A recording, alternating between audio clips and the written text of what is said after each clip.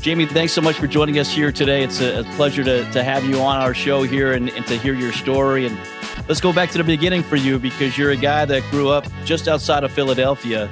And I would think that being the case in the Philly sports scene, how did that impact you, your early days, sports, right, and what would be your Major League Baseball career? Right. Well, it's very interesting. The times we live in now, everything is instant, and you can get on a train or you drive anywhere you want to go, right? When I was a young kid, we didn't really leave the area that I grew up in very much. And so, yeah, I saw what was going on in Philadelphia from afar, but I felt like it was so far away because we very rarely would go to Philadelphia. And if we did, it was one of several places, either the Jersey Shore in the summer. Every now and then we'd go to Veterans Stadium to a Phillies game. Once in a blue moon, my dad would take me to an Eagles game. And I watched ice hockey, played a lot of street hockey as a kid, because that's back when the Broad Street Bullies were the Broad Street Bullies, right? And the Eagles, they had some real good teams at that time. But like you said, it was almost like watching it. It was almost like teams that were halfway across the country, because we didn't really go to Philly. That wasn't really the thing to do, right? You were really wrapped up in your life and your small, I grew up in a very small community in Souderton, Pennsylvania. So seeing that from afar, but playing a lot of sports, that's where the connection was to me, watching it on TV and trying to correlate it in my backyard or at the Little League field or playing midget football, whatever, bitty basketball in the wintertime. And then I grow up, get out of high school, and end up going to St. Joe's University, right in Philadelphia. And the Philadelphia 76ers would practice there on their off days. So being a baseball player in the spring, the NBA season's still going on. So you go, sometimes the trainer would say, hey, why don't you come in at 9 a.m. tomorrow and get your treatment or whatever. And you walk in and Dr. J's in there, Moses Malone is in there, Mo Cheeks, Barkley. And that's how I get to know Charles Barkley a little bit. I bumped into him here and there at a golf tournament or something since then. And hey, Charles, how you doing? Hey, Jane, so we're kind of on a first name basis. But you have that. Those are some of my fond memories, right? But then as a kid, you dream, right? And I had a passion for baseball. I loved all sports, but I had a passion for baseball.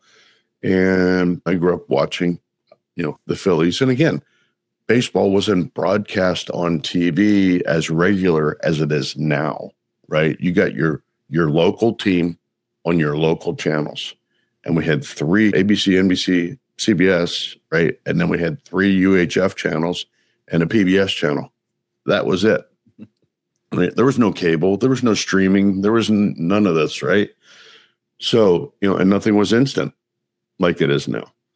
But you see those games played, you dream, and I think that's where it all started to happen for me. It kind of came into play. So my dad coached me from 8 years old all the way through American Legion in public baseball. And I played high school baseball, middle school and high school baseball, and basketball too. So, and then when I got to high school, my fall sport was golf, which was fun. I felt like I was a little too small to play football, and I would have gotten, knocked around pretty much. So I chose not to play high school football.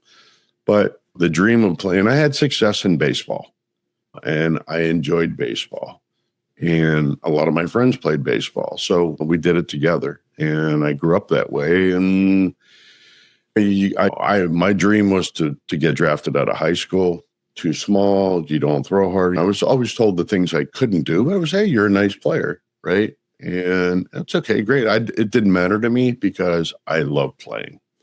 I didn't get drafted out of high school and ended up going to St. Joe's University. Had to do it the hard way because I didn't really apply myself as a student in high school.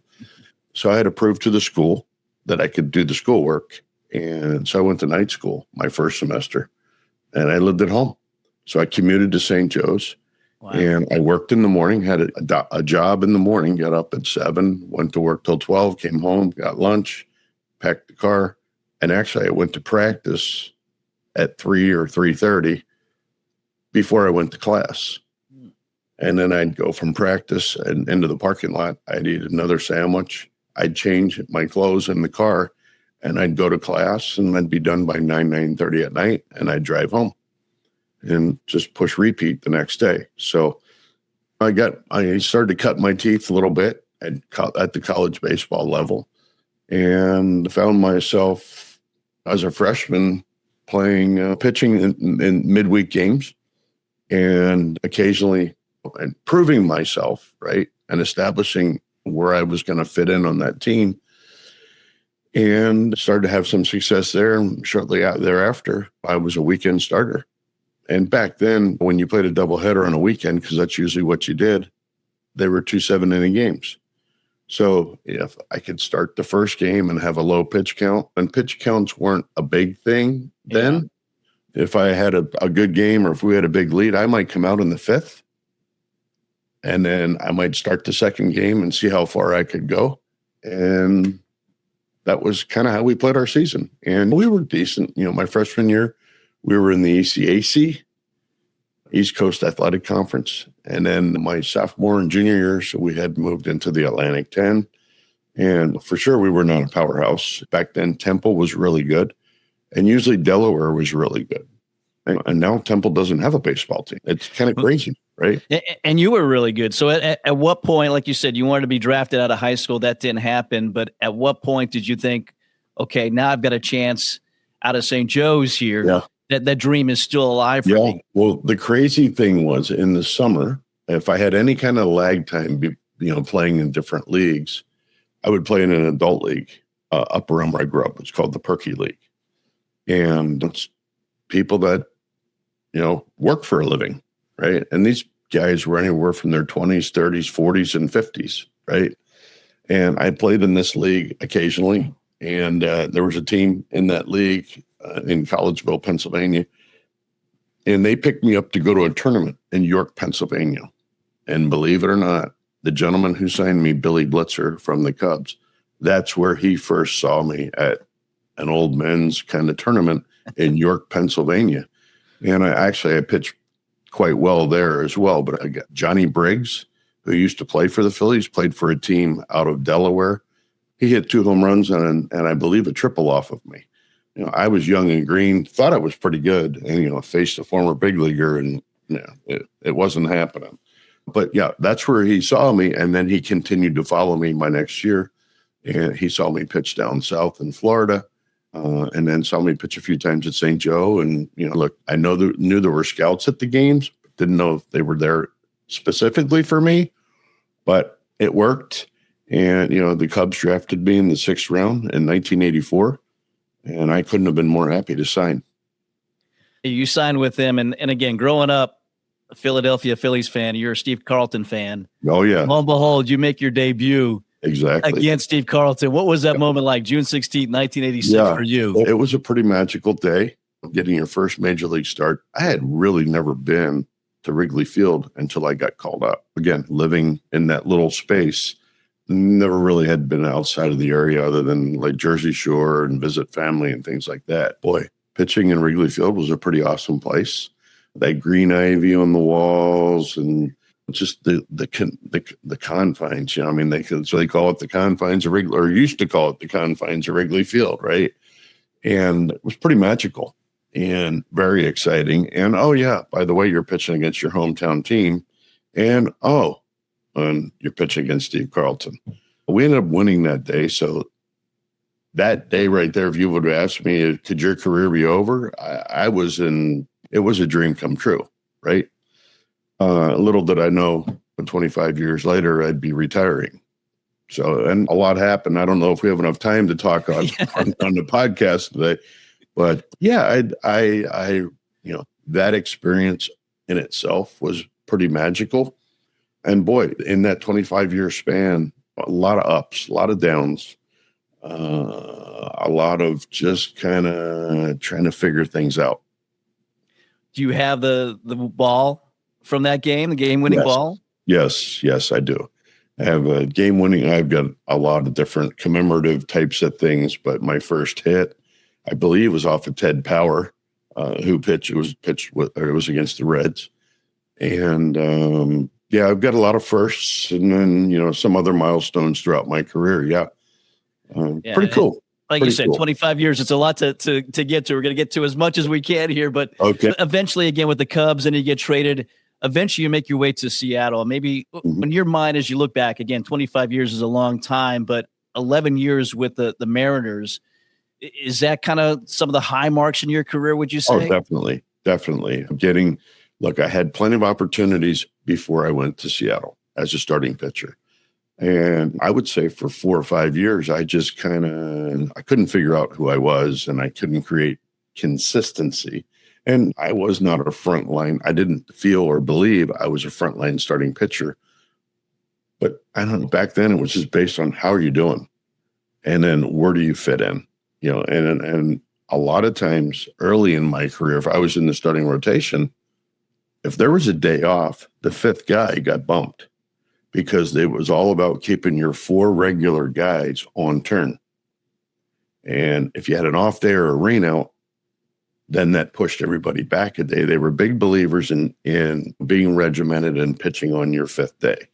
So I got bumped. I'd get pushed to the bullpen, whatever. And you start to learn, right? You start to learn, and you start to learn how not to let things bother you or not take it personal. And I think that's half the battle, is the mental part of the game.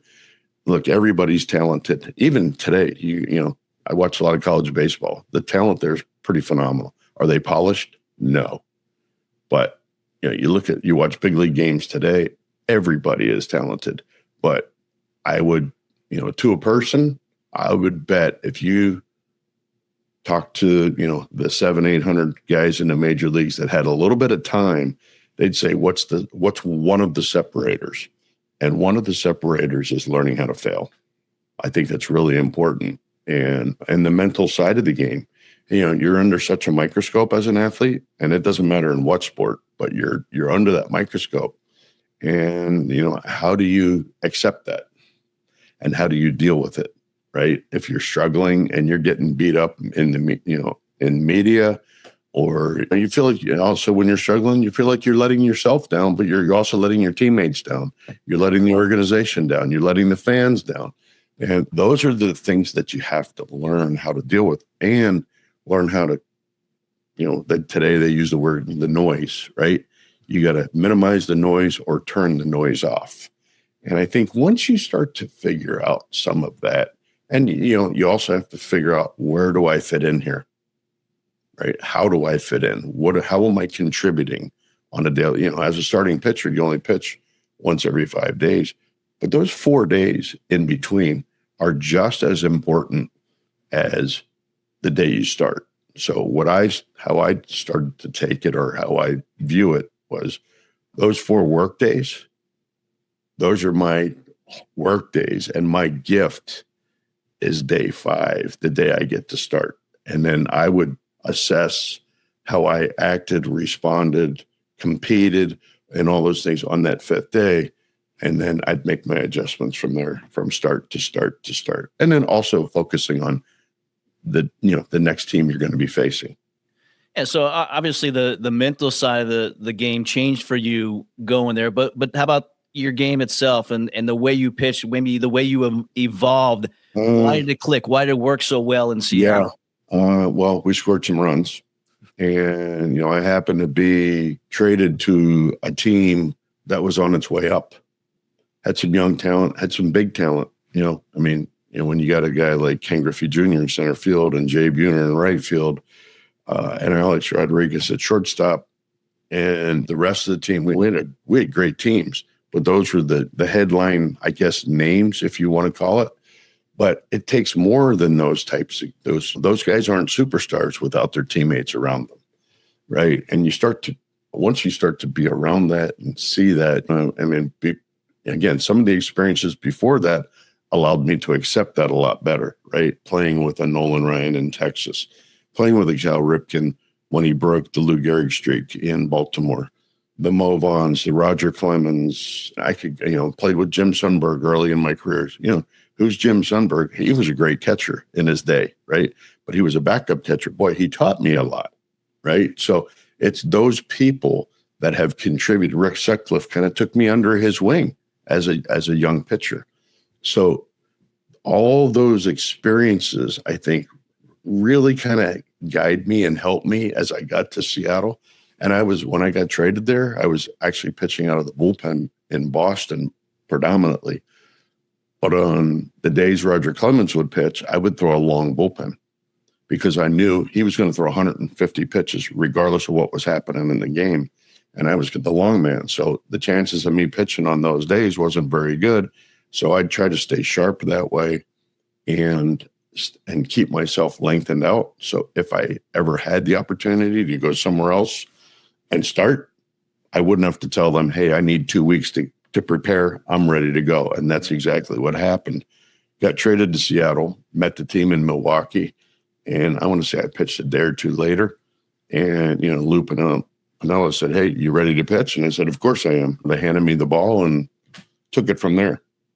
Did you think it was going to be another kind of quick stop as some of the other places along the way to Seattle? I never really looked at it that way. It's like, it's a new life. It's a new experience. It's a new manager. It's a new organization. It's a new city.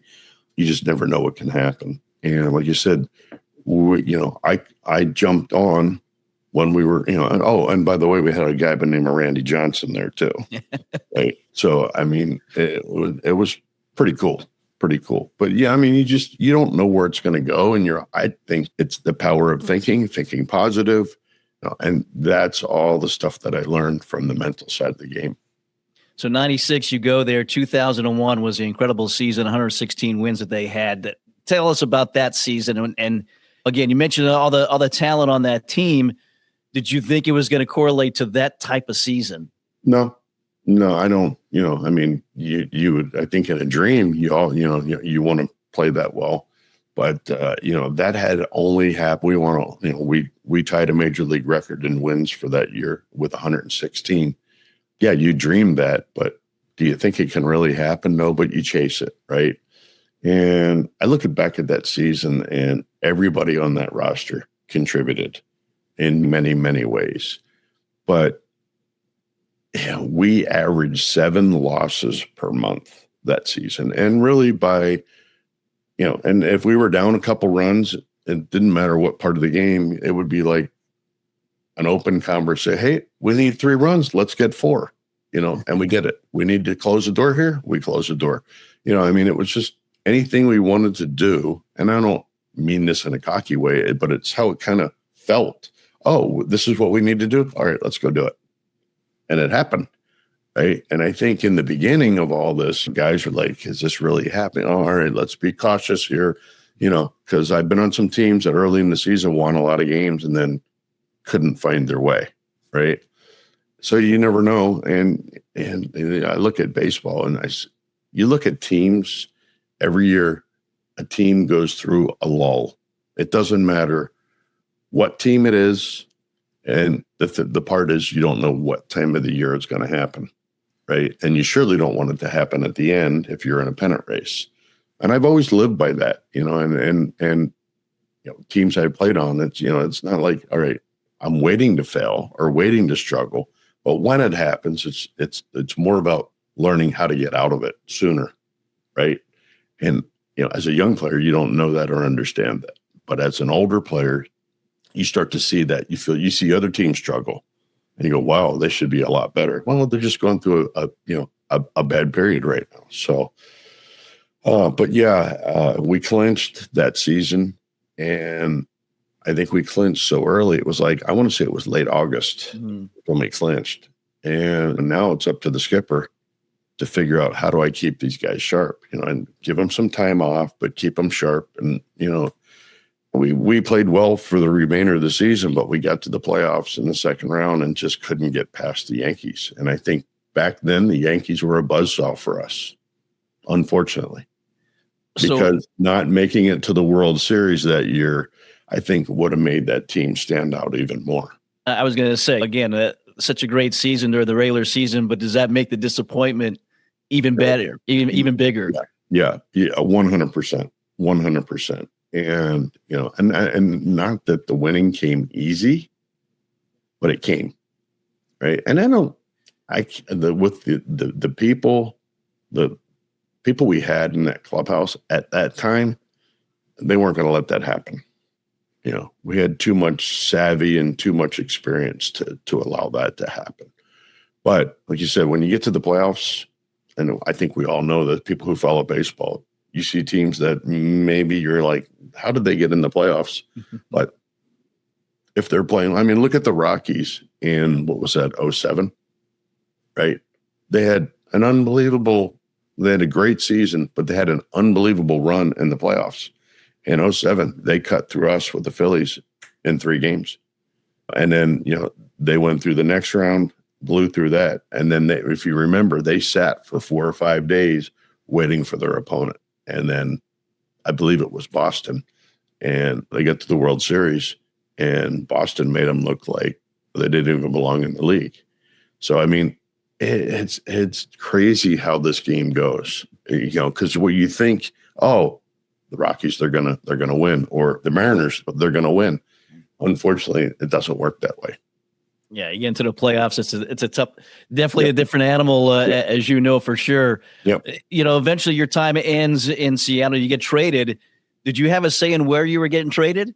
Well, at that point in time in my career, I was in the player agreement.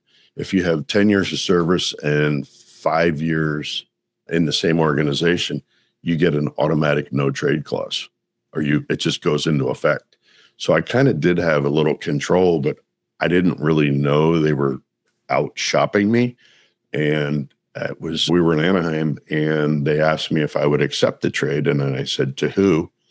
And they said, Philadelphia. And I was like, oh boy, that's kind of going back home. And I said, when would this potentially be happening? And they're like, as soon as we can get it done. So I'm like, yeah, go ahead. Yeah, I represented myself at that time. So I was talking to the Phillies, and within 24 hours, it happened. And out the door I went, and on to Philadelphia. At 43 years old, right? I think as a player, too, you have to be resilient in those ways. And as a young player, I didn't understand that. But as an older player, I got it. But I was also on the verge of, when I got traded, I was thinking about that was going to be my last season. Yeah. I was going to retire. And going to Philadelphia really kind of rejuvenated me. So it gave me another 5+ years of playing Major League Baseball and a chance to be on a World Series team. And then, in 08, we won a World Series. So, I mean, all these steps for me were really important when I look back at the 25-year thing, and I can't say, well, this was a bad place, or I may not have been as enjoyed the organization or the way we played as a team, but they were all part of the process and the steps in moving forward. As you said, rejuvenated mentally, but how about physically? Again, you're 43 years old. Yeah. How did you maintain your body and your arm to continue going for that long? Yeah, going to Philadelphia, they had a younger team, and the energy in the clubhouse was totally different. Because they were winning, and in Seattle, we were kind of floundering at that point in time, right? And boy, I walked into the clubhouse and just saw the difference, the liveliness in the clubhouse, and winning games is always energetic, right? And when you win as a team, your fan base is really energized as well. So, and I was always an opponent coming to Philadelphia throughout my career. And it was always kind of nice to come in and get out, and then had that wonderful opportunity of going there and staying there and winning in Philadelphia. I'm sure there's a lot of other cities when you win, it's wonderful. Winning in Philadelphia is pretty special as well. Yeah, you were at the World Series parade as a kid, right, in 1980. Yeah, and then you're on a team that wins it in 2008. What was that like? It was a lot of reminiscing for me. I don't know that you can dream things like that, but it happened. And riding in the parade, I remember in high school, watching the parade go by. And now I was myself and my family and my teammates. We were on floats going down Broad Street. It was pretty cool. Pretty cool. It was somewhat emotional, and it was really amazing. You know, Philadelphia gets a rap about their fans and how hard they are, and it's true, but they're not going to back away from that. But they take pride in that. And they are special fans. But when you go down Broad Street in this big, rough and tough town, maybe, and you see people sitting on the curb crying in joy, I mean, that's like, wow, that took me back. It just was really cool to be able to share. I'd never been in a parade like that, right? I've been at them, but I'd never been in them. And just the happiness and the joy that people had was just made it an even more special day. And it was kind of our way to share it, and then you go to the stadium and you do the stuff in the stadium and all that. It was an exhausting day, but what a memorable day. You mentioned with Seattle, a lot of the talent there, but obviously the Phillies that year as well. You had Chase Utley, who I'm sure was a great leader, Ryan Howard, Jimmy Rollins, you had Shane Victorino. Obviously, Cole Hamels was the MVP of the World Series as well. Are those teams kind of comparable when you look at the talent? Again, one didn't win the World Series, but the other one does. Yeah. I mean, different types of players, but the talent and the drive, behind playing and the preparation, everything that goes into it on that club in Philadelphia. I mean, almost 5 years that I was there, it was that way the whole time.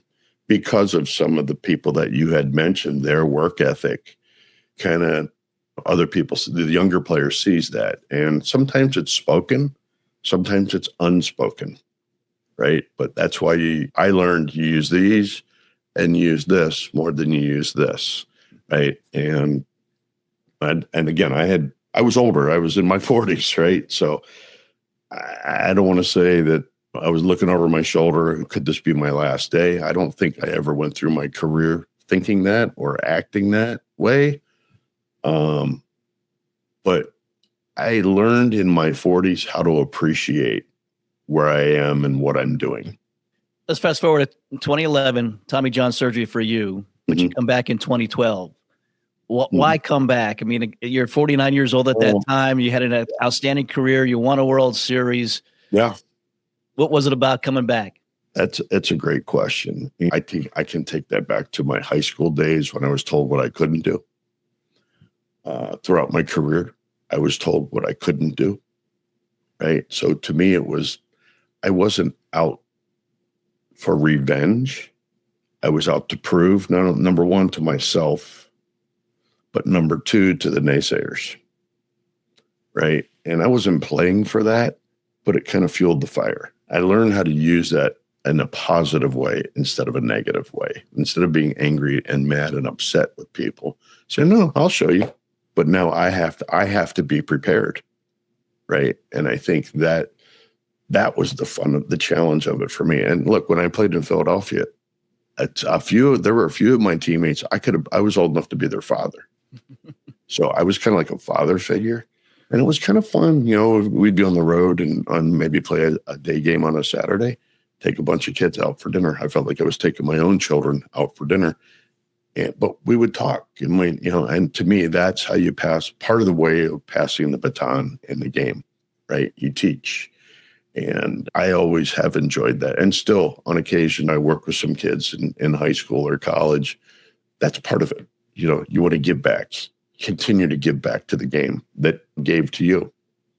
Yeah, this is in 2012 with the Rockies. Twice you became the oldest player to ever get a win in Major League Baseball history. We're recording this on May 15th. May 16th was that date. Yep. You were 49 years old, 150 days. Yep. Do you kind of look back at that and reminisce about that moment? Well, back to I didn't completely answer your question. When I hurt my elbow, I went to Dr. Yoakum for a second opinion. I had a decent relationship with him because I knew him when he'd come in the clubhouse when we were on the road in Anaheim. And I always would talk with him. I felt I could ask him questions and he was very knowledgeable. So I went to him for my second opinion, and he stood at the doorway coming into the office where my scans were up. And he goes, wow, you tore that pretty good. And I'm like, I guess. I don't know. That's why I'm here to see you. And he walks in and he's like, I can repair this. I'm like, great. He goes, you're never going to pitch again. And I looked at him. I said, excuse me? He's like, you're never going to, you're 47. You're going to miss your 48 year. And, you'd be coming back at 49. You're not going to pitch. He goes, I can repair this. You can play catch with your kids. You can play golf. You can. And I'm like, because I also tore my flexor pronator as well. So I looked at him and I'm like, no, that's not what's going to happen, Doc. I'm going to pitch again. So that was part of a challenge too. Everything I looked in, that was motivation, right? So he's like, well, I could repair the pronator. But he said, I have a friend at the hospital for special surgery in New York. He's done the most pronator repairs. I suggest you go to him. So I said, give him a call. I went out, had it done, and, like you said, rehab for a year. Came back and pitched in Colorado. Thought I was 100%. Looking back, I probably wasn't 100%. And I lost just a little bit of velocity, which took me back closer to my changeup.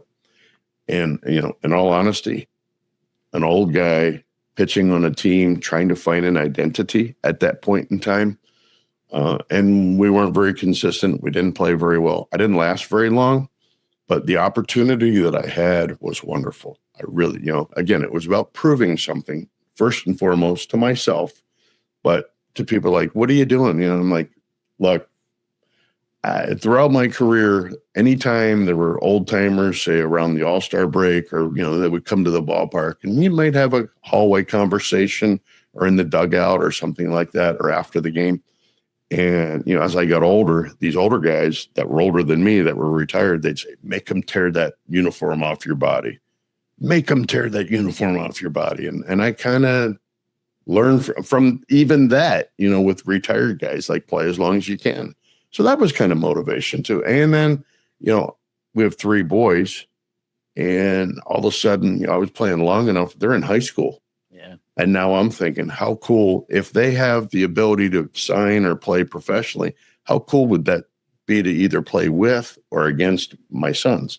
Well, unfortunately, I couldn't hang on long enough for that to happen. They both did play in the minor leagues. But yeah, that was another, like, I thought that potentially could have. And then, the media, you're always getting all kinds of different questions from the media. And they're like, so you wear number 50. Do you think you'll play till you're 50? And I'm like, yeah, you know what? Let's try that. Well, you mentioned Ken Griffey. Obviously, he got a chance to play with his dad, right? So you were thinking the same thing. Well, we weren't teammates. I played against him. Okay. And actually, I don't recall facing Seattle with his dad on the roster. I believe I faced his dad in Cincinnati. Gotcha. Okay. On the other side of my career. There's the early days and the later days. So you didn't quite make it to 50. So eventually you retire. Huh? Were you at peace with that? I think I was. I was starting to hurt, and, it was harder to get up in the morning. I wasn't recovering as fast. And, I had to learn how to train differently as I got older. More wasn't better. Recovery was better, or more recovery was better. Working smarter became a big thing for me. And so my training had to change, which then meant my mindset had to change. And that was the hardest thing to change, was my mindset. I do want to talk about some of the things you've done off the field, because you were a 2003 Roberto Clemente Award winner. Mm-hmm. You have a foundation that you started in your time in Seattle. What can you tell us about that and the importance of your platform and giving back? I just think I learned early in my career that giving back, there's value to that. And it's not like me getting something back. It's me giving something, and that's my time. And through giving your time, when you get involved in the nonprofit world or giving back, I learned that go into things with no expectation and just seize the moment. And whether it's a hospital visit or you're doing something at a school, reading books, speaking to kids, getting involved with whatever, wherever, hits your heart. It just, for me, it helped keep me humble, and it allowed me to appreciate more what I was doing, where I was at. There's a lot of people in less fortunate situations and don't ask for those situations. But seeing people that may not be going in their best of paths because of an illness or whatever it might be, to bring a smile to their face, to share an experience, they share an experience, a baseball experience, allows them to kind of move away from where they are in that moment. That's part of it. But when you can help change people's lives in a positive way, I think that's a big thing too. And it was taught to me early in my career, and then we just kind of took it from there and ran with it. And your foundation, it's Eluna. How can people? Yeah, I have stepped away at this point, and I've moved in another direction. And from what I understand, they're doing quite well. And and that's all about grief camps. Again, 25 years, you're World Series champion, all these records, different things. You're in the Mariners Hall of Fame as well. Is there one thing that you take the most pride in, whether it be doing something as the oldest or having one of those fastest slowest fastballs that was successful? Yeah, I've got a lot of things that have the word old in them. So, and I don't mind that at all. The longevity, I took a lot of pride in that. Opportunities were all over the board, right? But I think thinking back to my childhood, what do you dream about? What do we all dream about? Playing in a World Series, right? And not only did I get a chance to play in a World Series, I got to start a Game 3, right? We ended up winning the World Series, which was the most important thing. I tell people, people talk about all kinds of things when you talk to fans or in media, whatever it might be. And I say, you know what? You can take all the money. I don't really care.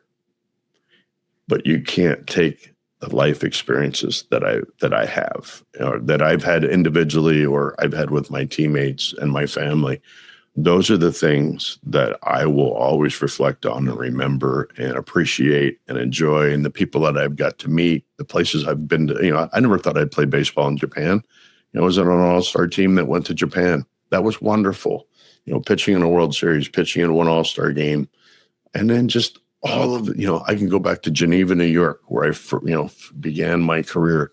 I remember teammates' names now. Unfortunately, we're out of touch, but my first manager, my first pitching coach, Tony Franklin, Bill Ballou, and just all the coaches I had. And for me at the end here, the coolest thing for me, one of the cool things for me was when I left the game.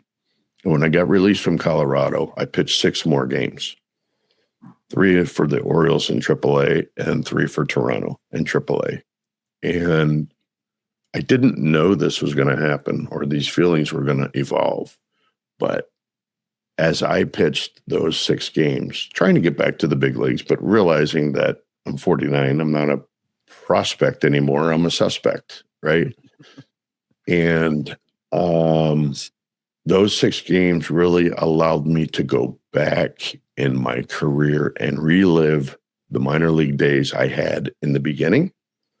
And the way I stated is I left the game the way I came into the game. And I have an appreciation for that. And again, talk about keeping you humble. It was just another way to keep me humble. But seeing these kids grind and things like that, and I didn't pitch overly well. And I had I was with the 51s, was an affiliate with Toronto. And we had an agreement for 3 games, and they were like, well, we're not ready to call you up. Okay, if you want to stay, you stay. If you want to go home, you go home. And I thought about it, and I said, you know what? I'm here at 49 years old being selfish, taking a job from some younger player who hasn't had that opportunity yet. So it made that decision for me a lot easier.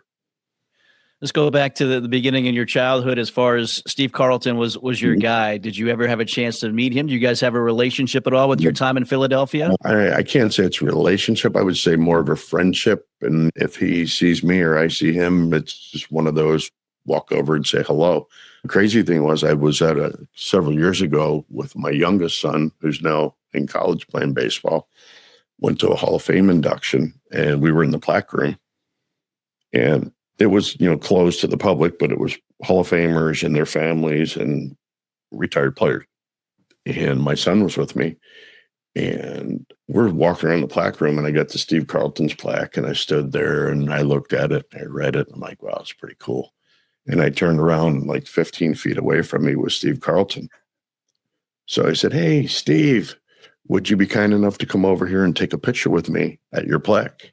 Of course. So went over and took a picture with Steve Carlton. So, I mean, it's things like that. Those are moments that for me are so cool, and you can never take that away. I did have the opportunity to meet Steve when he was playing. This was in my college days, being in Philadelphia. Our head coach, George Bennett at St. Joe, knew David Montgomery with the Phillies. And he, through David, set it up where I could meet. I worked a little bit with Claude Osteen, who was the pitching coach at the time. And Steve happened to come in. So that was the very first time I met Steve Carlton.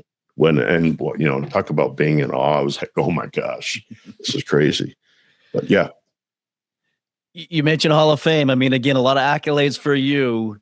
Do you think that could be something in the future for you now with probably the senior committee or whatever that is that get you in at some point? The Veterans Committee, anything's possible. Do I expect it? No, I don't expect it. Do I think about it? No, I've been to a couple inductions. I've had several teammates inducted into the Hall of Fame.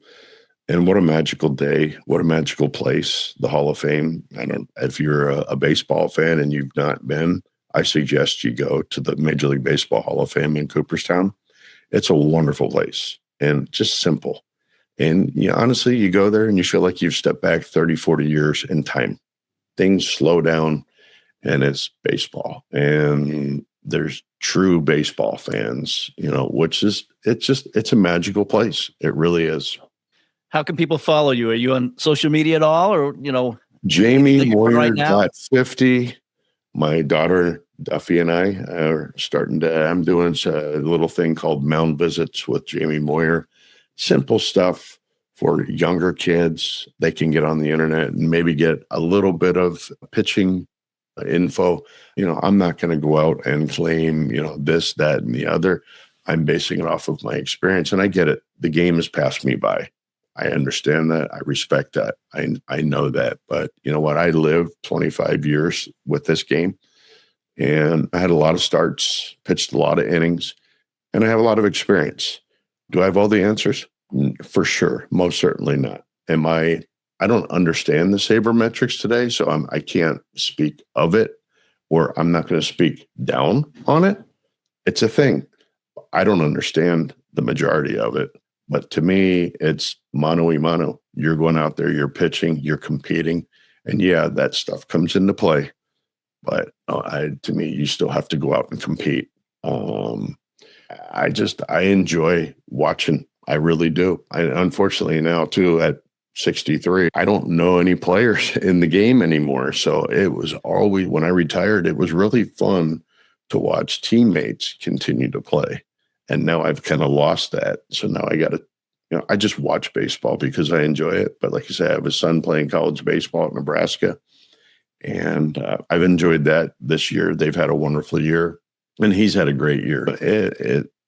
It's kind of opened my eyes to a different, even back to my college days and how different college baseball is today versus it was when it was in the 80s. It's crazy. But, society has changed. Everything has changed, and everything's about speed and having instant access and all the knowledge and all, but to me, you can't beat experience, right? When you've lived it, slept it, ate it your whole life, it is what it is. Well, again, 25 years, incredible run that you had. And again, always a World Series champion. Nobody can certainly take that away from you. Jamie, this has been a lot of fun to catch up with you and hear your story. And again, what an incredible career you've had. And I'm sure people appreciate the advice that you give them as well now with that experience that you've had through your years. Well, thank you very much. And thanks for having me on today. Well, more great stories, a great guest there in Jamie Moyer. We appreciate him spending some time with us here today and talking about his 25 years as a pitcher in Major League Baseball. Special thanks to his daughter Duffy for helping arrange that sit down as well. As always, we thank you for listening and watching and invite you to subscribe, to like, and to share what we're doing. These great guests sharing their stories with us. We appreciate them coming on and appreciate you being a part of it as well. For JR Equipment, our creator, producer, and director behind the scenes, I'm Mike Vaccaro. Thanks for watching, and we'll see you next time. Another episode of In the Front Row. Have a great day, everybody.